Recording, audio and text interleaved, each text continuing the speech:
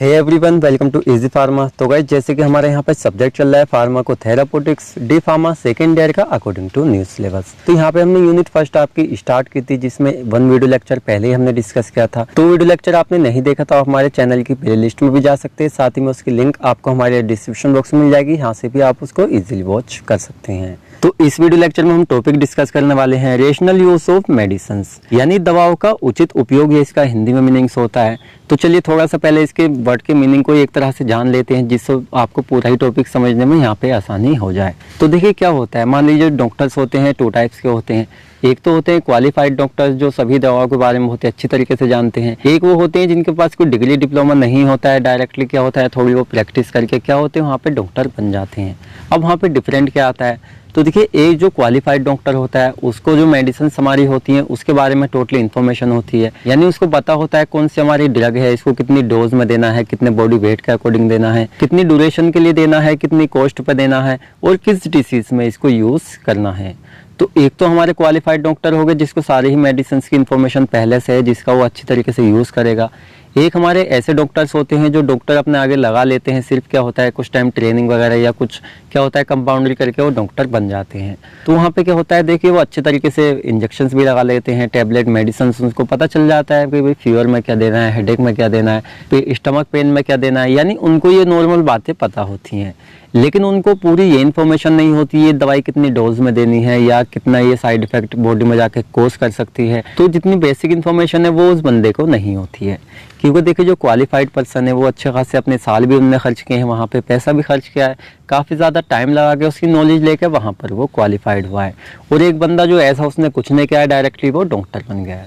तो एक तरह से इसके अंदर हम बेसिकली अगर देखें तो इस पूरे ही टॉपिक के अंदर हम देखेंगे जो हमारी दवाएं होती है उनका उचित तरीके से कैसे यूज़ किया जाए, यानी जिनके यूज़ से क्या हो पेशेंट को फ़ायदा हो और एक ड्यूरेशन के लिए हो। जैसे कि मान लीजिए आपने सुबह में दवाई दी है तो भाई दोपहर तक के लिए क्या होता है, मान लीजिए अगर TDS आप एक दिन में 3 डोज चला रहे हैं किसी भी पेशेंट को, तो उसकी ड्यूरेशन कितनी रहनी चाहिए। कुछ हमारी टैबलेट्स होती है लाइक जैसे फ्लूकोनाजोल वगैरह होती हैं, इनको 2-2, 3-3 दिन के गैप से भी दिया जाता है, क्योंकि क्या होता है थोड़ी मतलब डोज ही इस तरह की होती है। लेकिन क्या होता है ये सब चीज़ें उसको पता होती है जो क्वालिफाइड पर्सन होता है, जिसको पूरी ही इन्फॉर्मेशन इससे रिलेटेड होती है।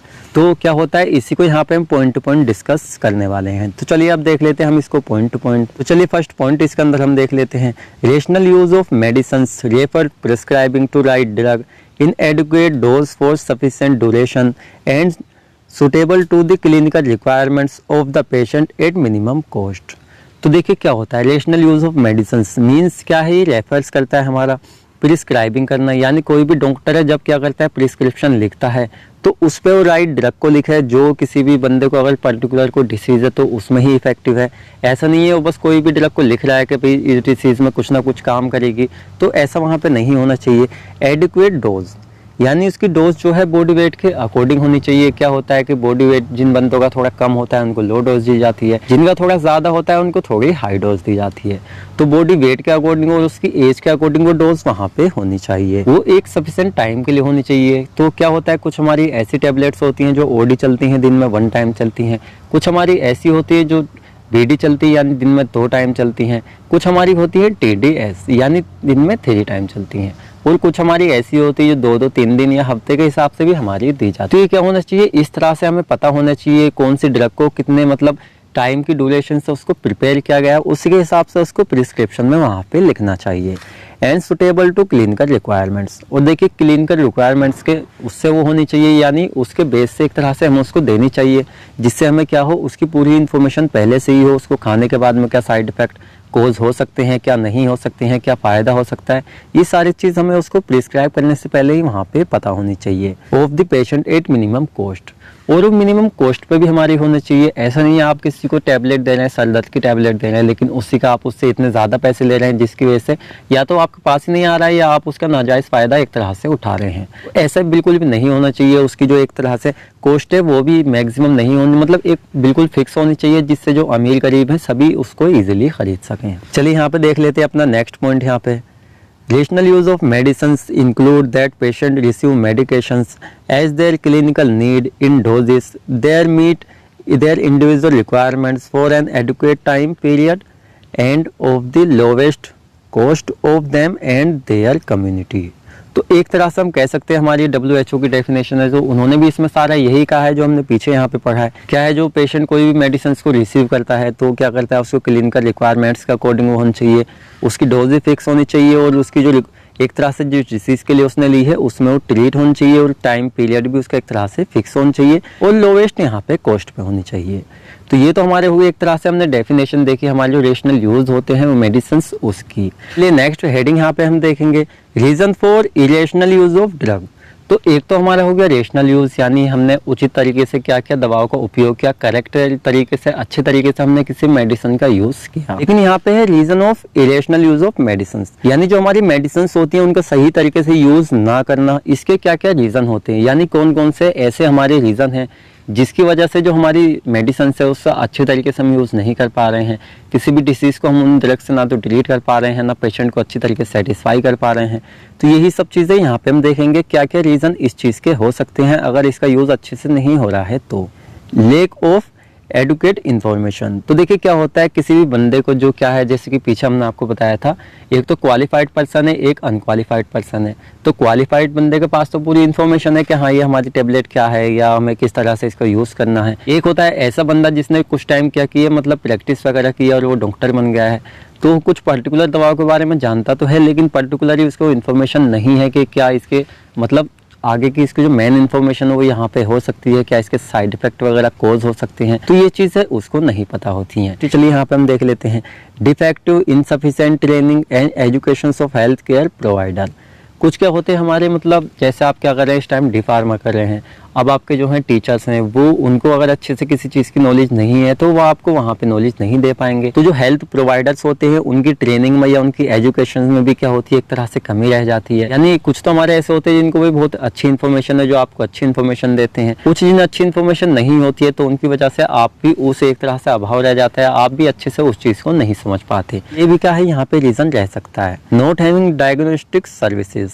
मान लीजिए जैसे डायग्नोस्टिक सर्विस आपके पास है ही नहीं, यानी आपको पता ही नहीं है जो हमारी किसी को बीमारी हुई है वो क्या है। अब आपको बीमारी भी नहीं पता है तो आप उसका ट्रीटमेंट कैसे कर पाएंगे। तो ये भी क्या है, किसी के पास ये सर्विस ना होना एक तरह से, ये भी इस पर क्या होता है, एक तरह से दवाओं का यूज़ अच्छे से ना होना है। फोर्थ इसमें देख लेते हैं promotional performance of pharmaceutical industries. तो देखिए ये हमारे कुछ क्या होते हैं, कुछ ऐसे मतलब रीज़न होते हैं जिसकी वजह से तो हमारी दवाएं होती है उनका हम अच्छी तरीके से यूज़ नहीं कर पाते हैं। देन चलिए नेक्स्ट यहाँ पे हम देख लेते हैं types of irrational use of medicine, यानी ऐसे कौन कौन से टाइप्स है जिसकी वजह से जो हमारी दवाएं हैं उनका हम अच्छी तरीके से यूज़ नहीं कर पा रहे हैं। तो इसमें कुछ पॉइंट हम देखेंगे। फर्स्ट जैसे पॉलीफार्मेसी होती है, सेकंड हमारे जैसे इनोप्रोप्रिएट यूज़ ऑफ एंटीबायोटिक।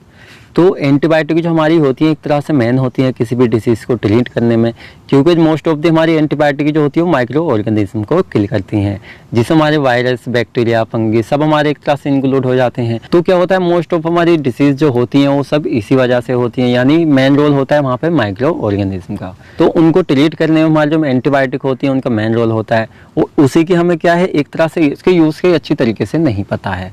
तो ये भी क्या करता है, एक तरह से इफेक्ट करता है दवाओं के अच्छे यूज़ को। नेक्स्ट हम देख लेते हैं एक्सरसाइज यूज ऑफ इंजेक्शंस। आप क्या कर रहे हैं, मान लीजिए किसी बंदे को डिसीज़ है, आप मोस्टली क्या कर रहे हैं, इंजेक्शन का यूज़ कर रहे हैं, आप मेडिसिन का यूज़ ही नहीं कर रहे हैं। तो ये भी एक तरह से क्या है, दवाओं का सही यूज़ यहाँ पे नहीं है। यानी क्या होता है, आपको इंजेक्शन भी देना होता है, टेबलेट मेडिसिन आपके जो भी हैं जैसे कैप्सूल्स वगैरह या आपके सिरप्स वगैरह हो गए या आपके टैबलेट्स वगैरह हो गई, सभी आपको एक तरह से चलानी चाहिए सीरियल वाइज, जिससे सभी का इफेक्ट उसको मिल सके। हम देख लेते हैं note accordance with clinical guidelines, यानी कुछ ड्रग आप क्या कर रहे हैं, प्रिस्क्राइब भी कर रहे हैं, आप पेशेंट को दे भी रहे हैं, लेकिन आपकी जो क्लिनिकल गाइडलाइंस है उसके अकॉर्डिंग आप नहीं कर रहे हैं। तो हमारी क्लिनिकल गाइडलाइंस होती है उसमें पहले से एक तरह से भी क्या है प्रिस्क्राइब हम पढ़ लेते हैं, हमारी गाइडलाइंस अगर हमें पता है तो जो क्वालिफाइड बंदे होते हैं उनको पहले से पता होती है, यानी किस जो हमारी जैसे नारकोटिक ड्रग है उसको हमें नहीं देना है किसी पेशेंट को, या कौन सी ड्रग है किस डिसीज़ में एक तरह से हमें यूज़ करना है या किस डोज में करना है, या क्या है मैक्सिमम किस दवा का यूज़ हमें नहीं करना है। कुछ हमारी ऐसी दवाएं होती है जिनका हम ज़्यादा यूज़ करते हैं तो क्या होता है पेट खराब कर देती हैं या अदर डिसीज़ भी कोज वहाँ पे कर देती हैं। तो अगर क्लिनिकल गाइडलाइंस के अकॉर्डिंग किसी ड्रग का हम यूज़ नहीं कर रहे हैं तो ये भी एक तरह से दवाओं का जो यूज़ हम कर रहे हैं वो अच्छी तरीके से नहीं कर रहे हैं। सेल्फ मेडिकेशन, तो देखिए ये जो है आजकल का ट्रेंड बना हुआ है सेल्फ मेडिकेशन, यानी किसी बंदे को सर दर्द हो रहा है, फीवर हो रहा है तो क्लिनिक पर जाता है, खुद से मतलब दवाई ले लेता है और उसको खा लेता है। अब उसको ये नहीं पता होता है कि अब भाई कोई भी दवाई हम देते हैं, पहली बात तो हम क्या करते हैं, बीपी चेक करते हैं।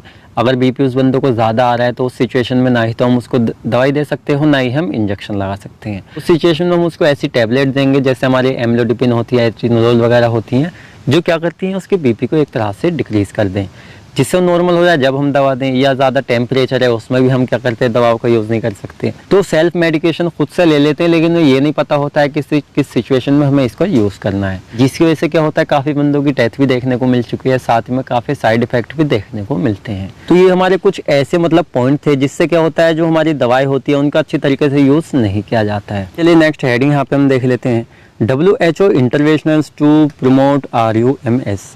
तो यहाँ पे शॉर्ट फॉर्म हमने लिखी हुई है रेशनल यूज़ ऑफ मेडिकेशंस की।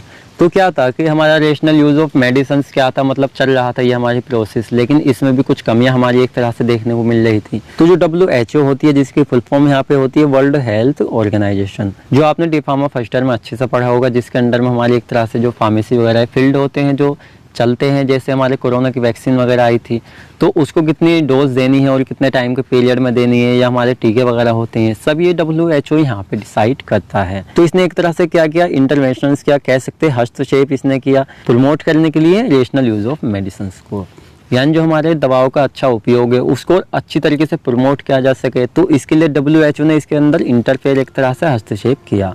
क्या किया ये हम आगे देखेंगे। यूजिंग क्लिनिकल गाइडलाइंस, जो हम दवाओं का अच्छी तरीके से यूज़ कर रहे हैं तो उसमें हमें क्लिनिकल गाइडलाइंस का यूज़ करना है। नेक्स्ट हम देख लेते हैं developing and using national essential medicine list. अभी नेशनल एसेंशियल मेडिसिन लिस्ट जो होती है, इसमें एक तरह से हम कह सकते हैं जो दवाएं हमारी इंक्लूड की जाती हैं, पूरी ही लिस्ट आगे आपका टॉपिक आने वाला है एसेंशियल लिस्ट ऑफ मेडिकेशंस, तो पूरी वहाँ पे हम डिटेल में स्टडी करेंगे। यहाँ पे आप बस ऐसे समझ लीजिए, इसमें हमारी कुछ मेडिकेशंस होती हैं जो यहाँ पे इसमें पहले से रखी हुई हैं, तो उसमें हमारी एंटीबायोटिक मोस्टली होती हैं जो इसमें रखी हुई हैं, जिसका यूज़ हम करते हैं किसी भी डिसीज़ को ट्रीटमेंट करने के लिए। थर्ड पॉइंट यहाँ पे हम देख लेते हैं establishing drug and therapeutic committee in district and hospitals.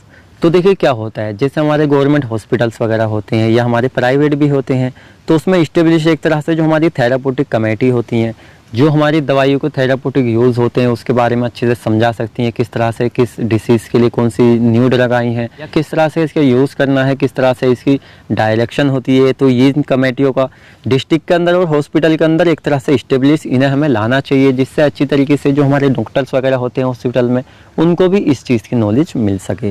Using independent information on medicines, और हमें यूज़ करनी चाहिए इंडिपेंडेंट इन्फॉर्मेशन, यानी कोई थर्ड पार्टी की इन्फॉर्मेशन हमें यूज़ नहीं करनी चाहिए, जो पहले से ही भाई क्लियर है कि हाँ ये इन्फॉर्मेशन है इस ड्रग से रिलेटेड, मेडिसिन से रिलेटेड या इस डिसीज़ को ट्रीट करने से रिलेटेड। तो यही हमें यहाँ पे क्या करनी चाहिए, यूज़ करनी चाहिए, जिससे हम अच्छी तरीके से यूज़ कर सकें। Providing public educations about medications, तो देखिए क्या होता है, कुछ हमें जो नॉलेज है वो पब्लिक को भी देनी चाहिए, एक तरह से जो पब्लिक होती है उसको एजुकेट करना चाहिए। अब इसको एजुकेट हम क्यों कर सकते हैं, क्योंकि इसके काफ़ी सारे रीजंस होते हैं। जैसे फर्स्ट क्या होता है, उन्हें बताना चाहिए कि हमारी जो दवाई है अगर वह एक्सपायर है तो उसको नहीं खाना है, या ज़्यादा एक दिन में कितने टाइम दवाई खानी होती है, ज़्यादा से ज़्यादा मतलब कितने टाइम खा सकते हैं, या क्या होता है जो सेल्फ मेडिकेशन यूज़ कर लेते हैं उनको ऐसे नहीं खाना है, जिससे उनको थोड़ा सा जो बेसिक है उनको भी इसकी नॉलेज मिल सके, जिससे वो क्या होता है अगर मान लीजिए सेल्फ उनको मेडिकेशन लेकर खानी भी पड़ जाए तो उसको वो अच्छी तरीके से खाएं, सलाह लेकर खाएं किसी डॉक्टर की। नेक्स्ट हम देख लेते हैं continue in service medical education as a licence requirements. तो ये हमें जो सर्विस हमारी होती है कंटिन्यू रखनी चाहिए मेडिकल एजुकेशंस की। क्या होते हैं जितने हमारे मेडिकल होते हैं वो लाइसेंस की अथॉरिटी के बिना वहाँ पे नहीं होने चाहिए।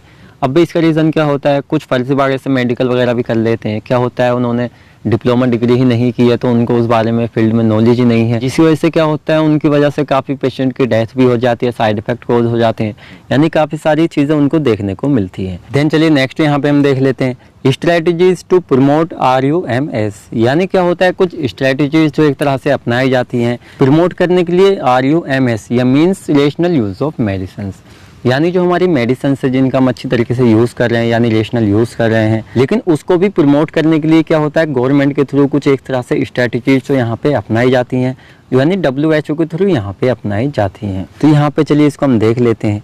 फर्स्ट देख लेते हैं यहाँ पे जो गवर्नमेंट के थ्रू अपनाई जाती हैं, जैसे डू ए सिचुएशनल इन्वेस्टिगेशन। क्या करना चाहिए, जो हमारी दवाएं हैं उनका प्रॉपर यूज़ हो रहा है क्या नहीं हो रहा है, सिचुएशन का अकॉर्डिंग क्या है उसकी मतलब proper investigation time to time यहाँ पे कराते रहना।